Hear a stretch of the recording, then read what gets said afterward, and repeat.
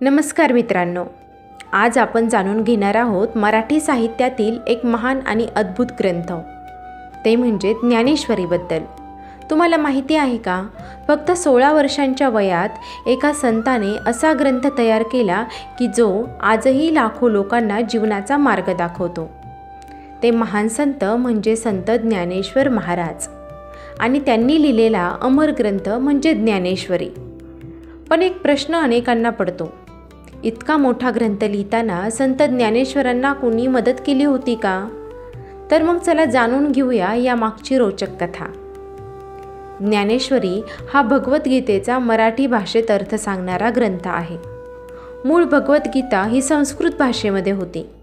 त्या काळात सामान्य लोकांना संस्कृत समजत नव्हती. म्हणून संत ज्ञानेश्वरांनी ठरवले की गीतेतील ज्ञान सर्वसामान्य लोकांपर्यंत पोहोचले पाहिजे. म्हणून त्यांनी सोप्या आणि सुंदर मराठी भाषेत गीतेचा अर्थ सांगितला.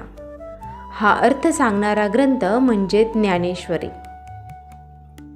ज्ञानेश्वरी लिहित असताना संत निवृत्तीनाथ यांची सर्वात मोठी भूमिका होती.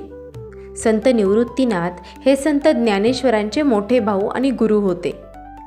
ज्ञानेश्वरी लिहिण्याची आज्ञा आणि प्रेरणा त्यांनीच ज्ञानेश्वरांना दिली.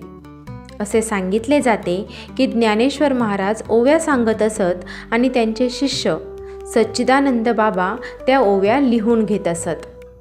म्हणजे ज्ञानेश्वरांनी ज्ञान सांगितले आणि सच्चिदानंद बाबांनी ते लिखित स्वरूपात लिहून ठेवले.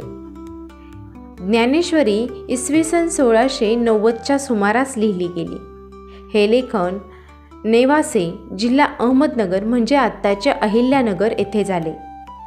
आजही तेथे एक प्रसिद्ध स्तंभ आहे ज्याला पैसाचा खांब असे म्हणतात. असे मानले जाते की या खांबाला टेकून बसून संत ज्ञानेश्वरांनी ज्ञानेश्वरी सांगितले. इतका मोठा ग्रंथ तयार करायला फक्त 4 महिन्यांचा कालावधी लागला. ज्ञानेश्वरीमध्ये 9000 पेक्षा जास्त ओव्या आहेत. इतक्या कमी वयात आणि एवढ्या कमी वेळात असा महान ग्रंथ तयार होणे हे खरोखरच आश्चर्यकारक गोष्ट आहे. ज्ञानेश्वरी हा फक्त धार्मिक ग्रंथ नाहीये, तर तो जीवन जगण्याचा मार्ग दाखवणारा एक दीपस्तंभ आहे.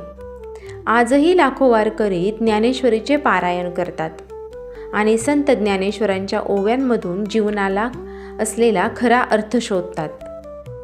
जर तुम्हाला हा व्हिडिओ आवडला असेल तर लाईक करा आणि तुम्हाला अशीच इतिहासातील आणि संतांच्या जीवनातील रोचक माहिती आवडत असेल तर चॅनलला सबस्क्राईब करा आणि पुढचा व्हिडिओ नक्की पहा.